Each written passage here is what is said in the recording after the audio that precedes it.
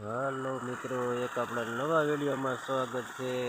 કાલે મેં તમને કીધું હતું કે ગુવાર પાણીને પાવું પડે એમ છે।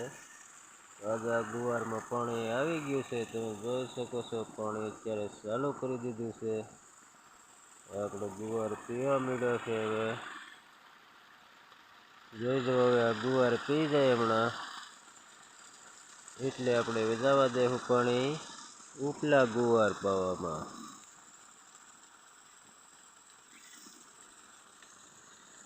જો મિત્રો, ગુવારમાં પાણી હાલે છે। ગુવાર પી જાય પછી બાજરો વાવવા જવાનું છે। બાજરો વાવીને પછી પાછું એમાં પાણી ચાલુ કરશું।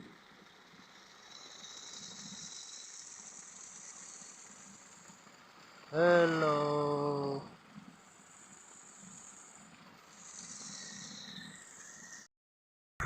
હાલો મિત્રો, આ આપણો બીજો ગુવાર આવી ગયો છે। એમાં પાણી ચાલુ કરી દીધું છે। ટાણે જોઈ શકો છો કે અમારી પાછળ પાણી હાલે છે।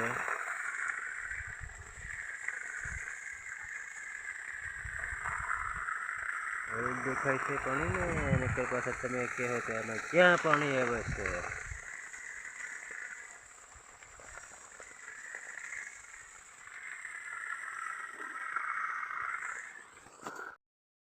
ગુવારમાં તો પાણી પી ગયું છે ને, હવે આપણે જો આ બાજરામાં પાણી ચાલુ કરી દીધું છે। આમાં હવે આ બાજરો વાવેલો છે બધોય,